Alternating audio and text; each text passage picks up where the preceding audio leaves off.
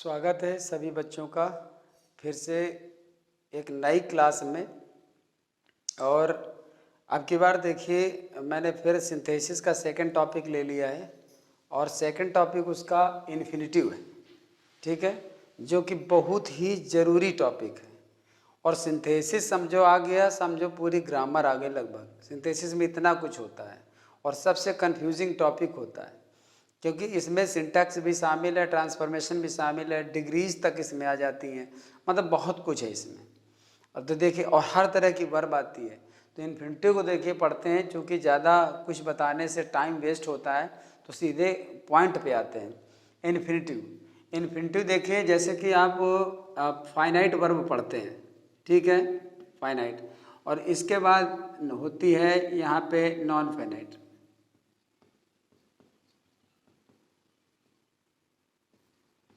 Non finite verb, ठीक, ये finite verb. तो जैसा कि मैंने पिछले वीडियो में बताया था कि जो फाइनाइट होती है वो सिंपल सेंटेंस में सिर्फ एक ही फाइनाइट वर्ब होती है। और फाइनाइट वर्ब कौन सी होती है? जिससे वर्ब सेंटेंस के टेंस की पहचान होती है। जैसे आपने देखा he has gone to see the Taj. अगर आपने ऐसे लिखा तो ये भी वर्ब है और ये भी वर्ब है, तो टेंस की पहचान इससे हो रही है लेकिन इससे नहीं हो रही है। अतः ये फाइनाइट वर्ब है। जैसे होता है हमारा walking is good for health, ठीक। तो यहाँ पर देखिए वर्ब ये भी है, वर्ब ये भी है। इससे टेंस की पहचान नहीं हो रही है और इससे टेंस की पहचान हो रही है। जैसे हम लिख दें having finished his work he went out, मतलब अपना कार्य समाप्त करने के बाद वह घर चला गया। देखिए वर्ब ये भी है, यानी ये जो वर्ब है ये भी वर्ब है हैविंग के साथ मिलकर, और वर्ब ये भी है। तो टेंस की पहचान यहाँ से हो रही है लेकिन टेंस की पहचान यहाँ से नहीं हो रही है। यहाँ इस इतने फ्रेज से आपको ये नहीं पता चलेगा कि यहाँ पर कौन सा टेंस है। इसलिए फाइनाइट वर्ब एक, और ये सारे सिंपल सेंटेंस है क्योंकि इनमें सिर्फ एक ही फाइनाइट वर्ब है। ये फाइनाइट वर्ब है, ये फाइनाइट वर्ब है और ये फाइनाइट वर्ब है। तो यहाँ पर ये फाइनाइट वर्ब है, तो फिर ये कौन सी वर्ब है? ये नॉन फाइनाइट है। ये कौन सी वर्ब है? ये नॉन फाइनाइट है। ये नॉन फाइनाइट का परफेक्ट पार्टिसिपल रूप है, ये नॉन फाइनाइट का जिरंड रूप है और ये नॉन फाइनाइट का इन्फिनिटिव रूप है। तो यहाँ पर ये फाइनाइट और नॉन फाइनाइट को एक बार मैंने फिर ले लिया क्योंकि थोड़ा सा जो टॉपिक होता है वो माइंड पे सेट हो जाता है कि हम क्या करने वाले हैं। अब क्या होता है फाइनाइट के प्रकार, जैसे मान लीजिए transitive verb, transitive verb, intransitive verb, intransitive verb, इसके बाद लिंकिंग वर्ब, लिंकिंग वर्ब, इसके बाद डी ऑक्सिलरी वर्ब,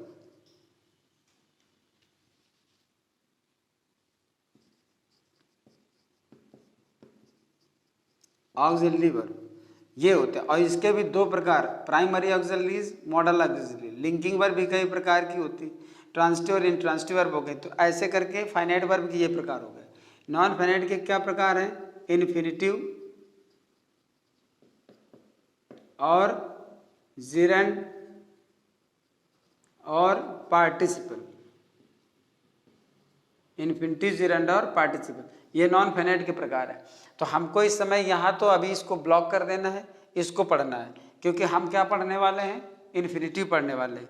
तो यहाँ पर आपको ये चीज़ ध्यान देनी है कि हमने नॉन फाइनाइट लिया हुआ है जिसका प्रकार इन्फिनिटिव है। फाइनाइट वर्ब अभी नहीं लेंगे। Finite verb actually simple sentence में अपने आप आएगी। जब हम सिंपल सेंटेंस पढ़ेंगे ना तो फाइनाइट वर्ब अपने आप आएगी क्योंकि फाइनाइट वर्ब सिंपल सेंटेंस में एक ही होती है। तो यहाँ पर देखेंगे तो इन्फिनिटिव पहले कितने प्रकार का होता है? इन्फिनिटिव जो होता है वो दो प्रकार का होता है आपका, सिंपल इन्फिनिटिव और इसके बाद आपका होता है दूसरा जिरंडियल इन्फिनिटिव, जिरंडियल इन्फिनिटिव, ठीक है। जिरेंडियल इन्फिनिटिव। अब ये जो जिरेंडियल इन्फिनिटिव होता है वो एडजेक्टिव और या फिर एडवर्ब का कार्य करता है, एडजेक्टिव या एडवर्ब का। सिंपल इन्फिनिटिव कौन कौन सा होता है? सिंपल इन्फिनिटिव होता है subject to a verb, subject to a verb, B object to a verb, B C number होता है कॉम्प्लीमेंट टू ए वर्ब,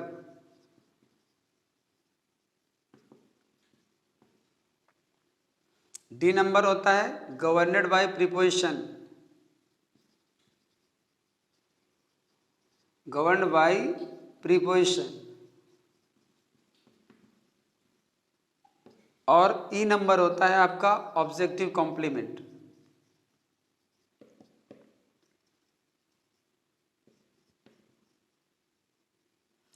अब इन पॉइंट्स को देख करके आपको लगता होगा कि क्या है ये, मतलब इसमें कुछ समझ ही नहीं आ रहा है। ये सब्जेक्टिव वर्ब क्या है, ऑब्जेक्टिव वर्ब क्या है, कॉम्प्लीमेंट वर्ब क्या है, गवर्न बाय प्रीपोजिशन क्या होता है, ऑब्जेक्टिव कॉम्प्लीमेंट क्या होता है।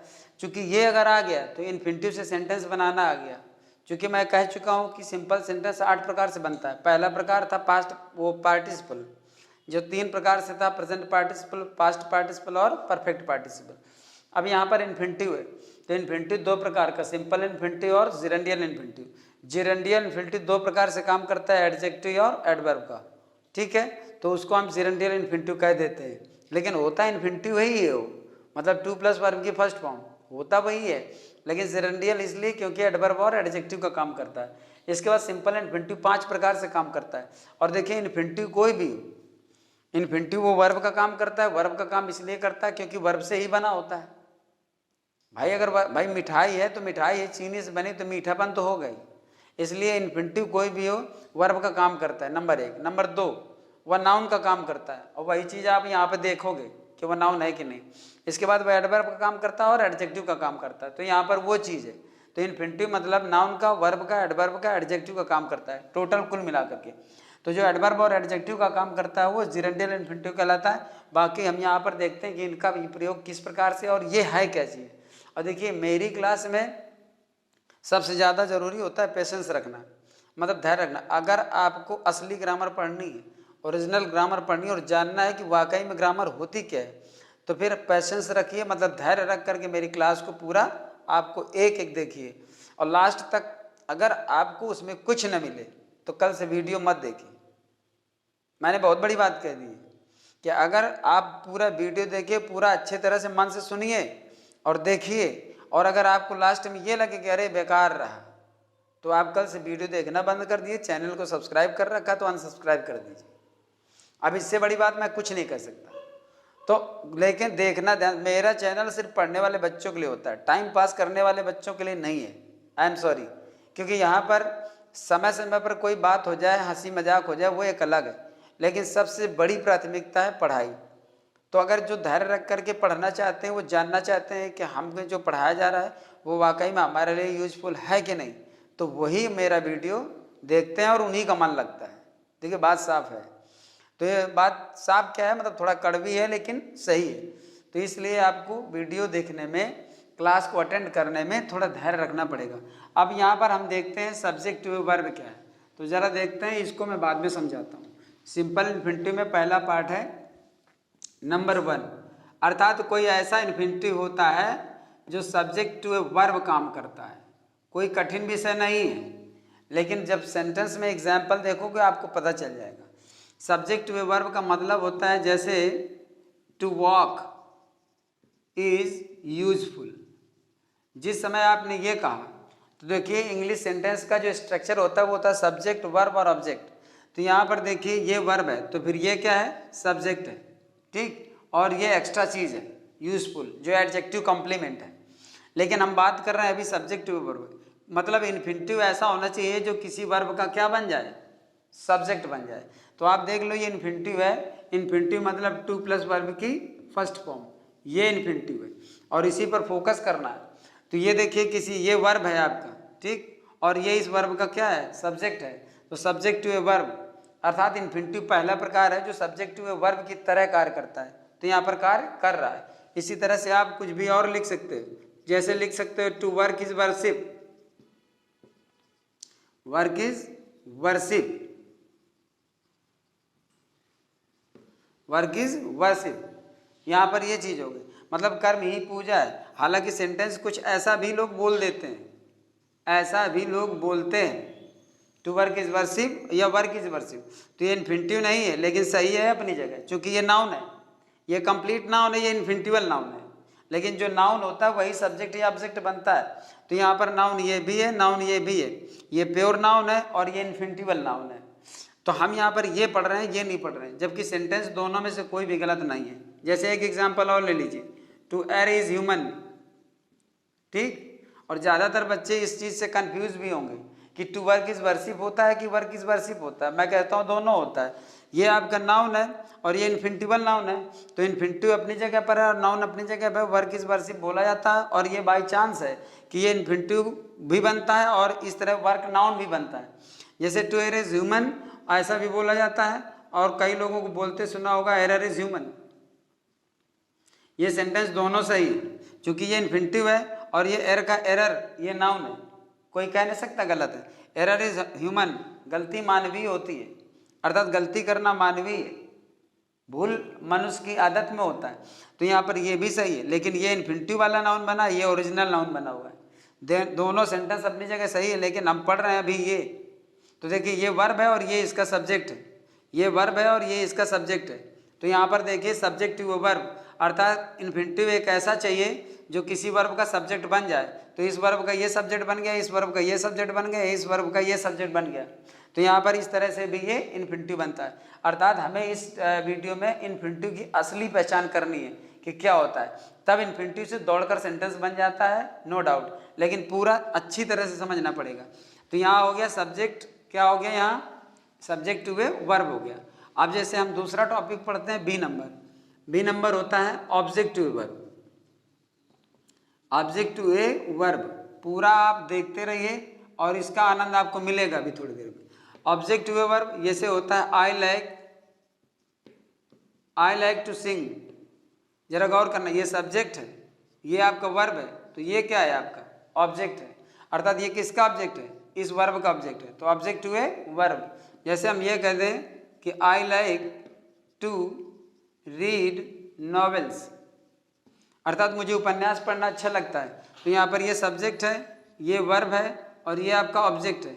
अब ये पूरा आपका नाउन फ्रेज हो गया, लेकिन है तो नाउन ही, और जो ऑब्जेक्ट काम करता है। एक बात और सुन लीजिए, जो नाउन होता है वही सब्जेक्ट या ऑब्जेक्ट बनता है, अर्थात जो ऑब्जेक्ट और सब्जेक्ट बनेगा वो नाउन अवश्य होगा, नाउन होगा या प्रोनाउन होगा। तो यहाँ प्रोनाउन का तो कोई काम है नहीं, प्रोनाउन हमने टॉपिक लिया नहीं है, यहाँ पर इन्फिनिटिव लिया है जो नाउन का काम करेगा।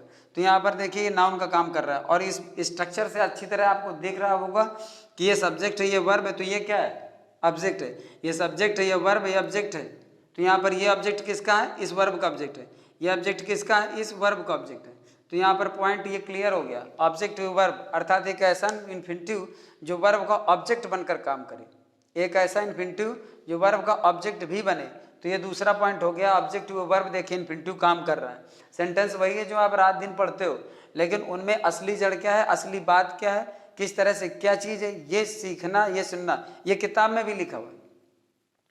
आप एक्सीलेंट या कोई भी किताब आप ओपन कर लीजिए, वो किताब में भी मिलेगा, लेकिन किताब में जिस समय मिलेगा तो आप उसको पढ़ सकते हो पर समझ नहीं सकते हो, समझना है टीचर की मदद से। तो यहाँ पर ये देखिए 2 पॉइंट हो गए, और इस तरह से आपका ये ऑब्जेक्टिव वर्ब काम कर रहा है। तीसरा पॉइंट था आपका complement to a verb, complement to a verb. और देखिए अफसोस की बात यह है कि आज मुझे कॉम्प्लीमेंट लेना था, लेकिन कॉम्प्लीमेंट मैं लूँगा, क्योंकि अब यहाँ पर उन बच्चों को ये बात समझ में नहीं आएगी जिनको कॉम्प्लीमेंट नहीं पता है।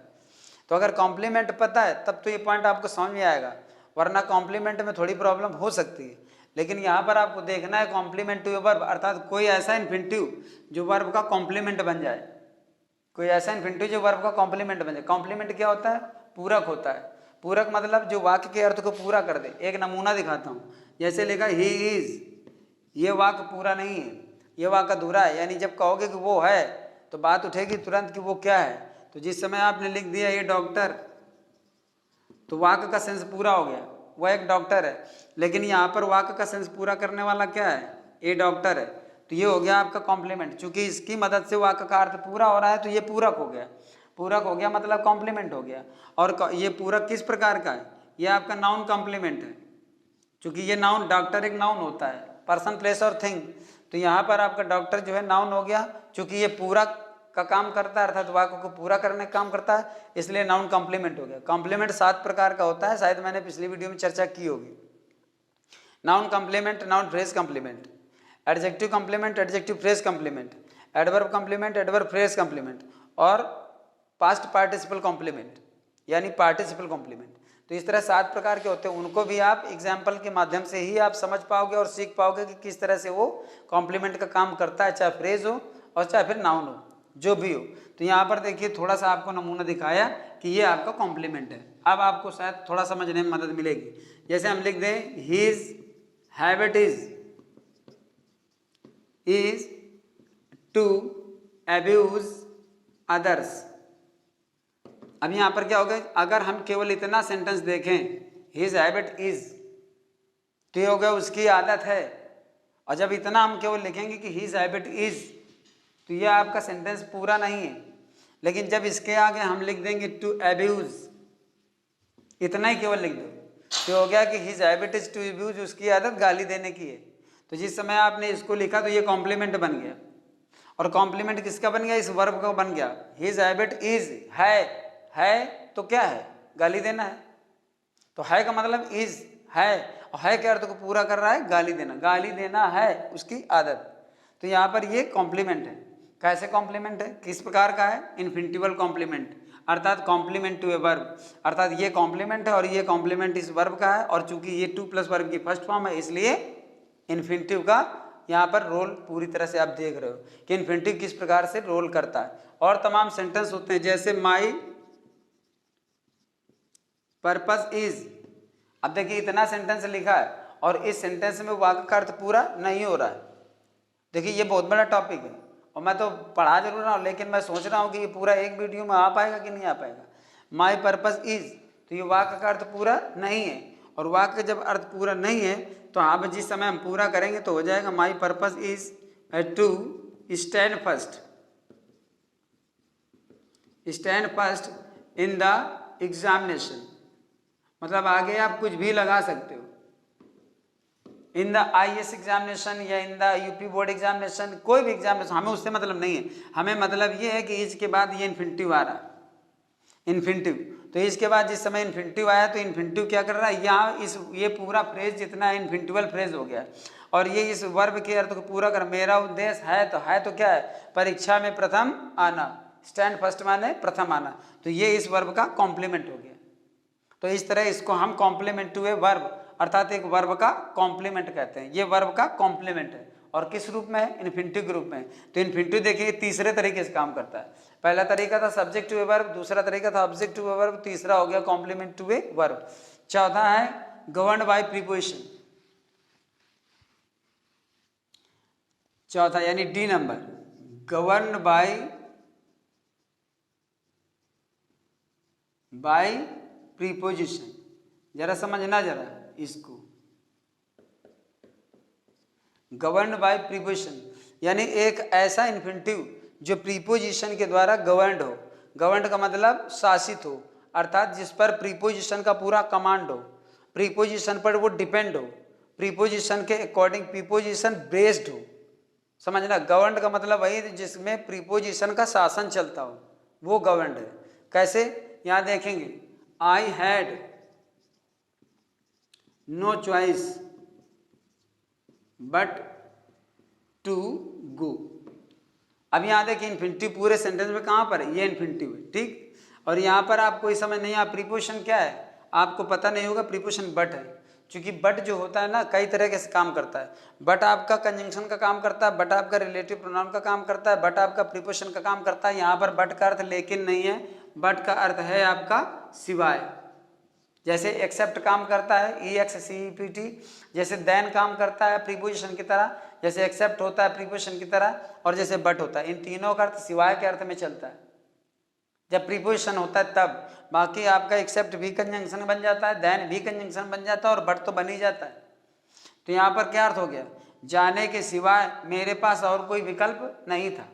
तो यहाँ पर जाने के जिस समय आप इसका अर्थ लोगे तो इसको छोड़कर अर्थ किसी भी कीमत पर निकाल नहीं सकते हो।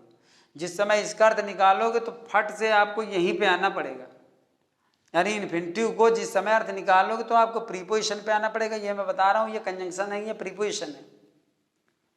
और ये रिलेटिव प्रोनाउन का भी काम करता है, ये कंजंक्शन का काम करता है। रिलेटिव प्रोनाउन कैसे काम करता है ये भी समय आने पर मैं बता दूंगा, क्योंकि अगर उसको उठा लूंगा तो टाइम हो जाएगा। तो यहाँ पर हो गया, यानी इन्फिनिटिव का जिस समय हम अर्थ निकालेंगे तो सीधे हमको बट में आना पड़ेगा। आप चाहे निकाल के देख लो, जाने के सिवाय, जाने के सिवाय। ये नहीं होता है, कभी कभी होता है कि कभी ऐसा चांस होता है कि हम दूसरी जगह से भी अर्थ निकाल लेते हैं, या इसके बाद हमको ये दूसरे शब्द का भी अर्थ पकड़ के किसी तरह निकल सकता है, लेकिन यहाँ कोई चांस नहीं है। यहाँ आप जिस समय जिसका अर्थ निकालोगे तो इसी पे आना पड़ेगा, अर्थात ये पूरी तरह से इस पर डिपेंड है। और ये है प्रीपोजिशन, तो गवर्नेड बाय प्रीपोजिशन, एक ऐसा इन्फिनिटिव जो प्रीपोजिशन के द्वारा गवर्न हो। दूसरा देख लो, I did nothing but sleep, I did nothing but sleep, मैंने सोने के सिवा कुछ नहीं किया। अब यहाँ पर देखिए, आप सोचोगे यहाँ पर तो टू लगा, यहाँ पर टू क्यों नहीं लगा, तो इसका भी राज है, इसकी भी एक टेक्निक है, इसका भी नियम है। अब नियम मैं बता के जाऊंगा, आप चिंता मत करिए मतलब बगैर, क्योंकि मैं जानता हूँ कि अगर नहीं बताऊंगा तो उथल पुथल होती रहेगी। तो पहले आप सेंटेंस समझ लीजिए। कभी कभी कुछ ऐसे सेंटेंसेस होते हैं जिनके साथ में इन्फिनिटिव का टू छिपा रहता है। तो यहाँ पर इन्फिनिटिव का टू लगा है और यहाँ पर इन्फिनिटिव का टू छिपा है, फिर भी ये इन्फिनिटिव है, क्योंकि टेंस की पहचान यहाँ से हो रही है, यहाँ से नहीं हो रही। टेंस की पहचान यहाँ से हो रही है, यहाँ से नहीं हो रही। इसका मतलब ये सिंपल सेंटेंस है, एक ही फाइनाइट वर्ब होनी चाहिए। तो जहाँ से टेंस की पहचान हो रही है वहीं आपकी फाइनाइट वर्ब है। तो जब ये फाइनाइट वर्ब है, ये फाइनाइट वर्ब है, तो फिर ये क्या है, ये नॉन फाइनाइट है। और नॉन फाइनाइट का कौन सा प्रकार है, इन्फिनिटिव है, क्योंकि यहाँ टू गो लिखा है, यहाँ स्लीप लिखा है, वर्ब की फर्स्ट फॉर्म है, लेकिन नियमानुसार किसी तरह से, किसी वजह से यहाँ पर इन्फिनिटिव का टू छिपा दिया गया। अब देखिए यहाँ पर हो गया सोने के सिवाय, सोने के सिवाय मैंने कुछ नहीं किया। मैंने, जब आप यहाँ से अर्थ निकालिए, मैंने सोने के सिवाय, तो इसको निकाल, इसको टच करोगे मतलब इसमें आपको आना पड़ेगा। इसको आप छुओगे, जैसे छुओगे तो आपको इसको लेना पड़ेगा, अर्थात ये इस पर पूरा रखा हुआ है, इस पर पूरी तरह डिपेंड है, इसके द्वारा ये गवर्नड है, इसके कमांड में है ये। आप ये जो है इसको छोड़कर जा नहीं सकते, ये इसको छोड़कर जा नहीं सकता, और इसी को कहते हैं गवर्नेड बाय प्रीपोजिशन, अर्थात ये पूरे इसकी कमांड में है। और गवर्न वही है, जैसे गवर्नमेंट है जो अपना नियम बनाती है, सारी पब्लिक उसी के अकॉर्डिंग चलती है ना। तो गवर्नमेंट का मतलब होता है जो पब्लिक पर शासन करे। तो यहाँ गवर्न कर रहा है, और गवर्न कर रहा है, इसीलिए ये जो है इसके अकॉर्डिंग ही चलेगा, इसको छोड़ के नहीं चलेगा। मैंने सोने के सिवाय, अच्छा यहाँ से निकालो सोने के सिवाय, अर्थात यही ये अर्थ छुओगे तो यहाँ पे आना पड़ेगा, और ये है प्रीपोजिशन। अब दूसरी बात करते हैं, यहाँ पर टू लगा, यहाँ पर टू क्यों नहीं लगा है। जब फाइनाइट वर्ब ठीक डिड होती है, यानी डू की फॉर्म होती है, डू हो, डिड हो, या फिर डज हो, या डन हो, ठीक, या डूइंग हो, मतलब डू की फॉर्म होना चाहिए, ये सब डू की फॉर्म है। और जब भी डू की फॉर्म होती है, डू की फॉर्म जब होती है और उसके साथ अगर बट का प्रयोग होता है, जब डू की फॉर्म होती है और उसके साथ जब बट का प्रयोग होता है तो इन्फिनिटिव का टू मिस कर दिया जाता है। ये नियम है ग्रामर का। अब देखिए यहाँ पर टू क्यों लगा, क्योंकि ये डू की फॉर्म नहीं है। तो यहाँ भी ये भी सिंटेक्स में आता है, मतलब बहुत ज़्यादा आता है। अगर ये सेंटेंस आपको दूसरी जगह गलत करके दे दिया जाए, अगर यहाँ पर आई डज कर दिया जाए, आई डज, ठीक है ना, तो बच्चा यहाँ तो सही करेगा ही, और यहाँ पर भी टू लगा देगा। वो सोचेगा यहाँ भी गलत है, यहाँ भी गलत, जबकि यहाँ गलत नहीं है, सिर्फ यहाँ गलत है। और अगर यहाँ पर ऐसे करके दिया है, यहाँ पे टू गो, अगर यहाँ पे ऐसे दिया है तब तो यहाँ टू लगाएगा और ये सही भी हो जाएगा। लेकिन अगर यहाँ नहीं है तो भी लगाने की कोशिश करेगा। तो इसका मतलब ये नियम अलग अलग है। अगर डू की फॉर्म है और बट का प्रयोग सिवाय के अर्थ में आता है, अर्थात प्रीपोजिशन ग्रुप में आता है, तो फिर इन्फिनिटिव का टू छिप जाएगा। और अगर डू की फॉर्म नहीं दी हुई है और इन्फिनिटिव और प्रीपोजिशन ग्रुप में बट आता है तो इन्फिनिटिव का टू लग जाएगा। That is enough. यहीं से इतने से आपको समझना है, बाकी जहाँ समझ में ना आए कमेंट करके आप बता दीजिए मुझको। फिलहाल तो ये चौथा पॉइंट हो गया। इसके बाद लिखा हुआ है ऑब्जेक्टिव कॉम्प्लीमेंट, ई नंबर। अब लास्ट पॉइंट है ये, ऑब्जेक्टिव कॉम्प्लीमेंट। कॉम्प्लीमेंट मतलब एक ऐसा कॉम्प्लीमेंट जो ऑब्जेक्ट के सेंस को पूरा करता हो, मतलब वो ऑब्जेक्ट के सेंस को पूरा करता हो, ऑब्जेक्ट के लिए आया हो, वो ऑब्जेक्टिव कॉम्प्लीमेंट कहलाता है। यहां देखिए प्रूव करता हूं मैं, जैसे हम करते हैं ही मेड मी, सिर्फ इतना कर दिया। अब ये क्या सेंटेंस पूरा है?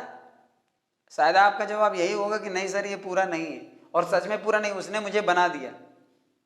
अब उसने मुझे बना दिया तो ये इनकम्प्लीट सेंस है, क्या बना दिया ये तो बताया नहीं।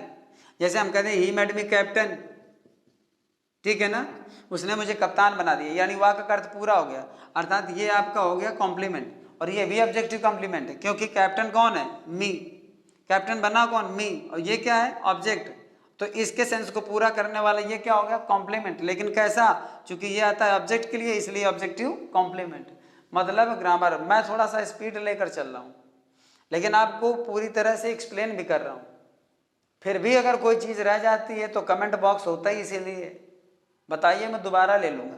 लेकिन मैं स्लो चलूँगा तो फिर बहुत ज़्यादा लंबा हो जाएगा।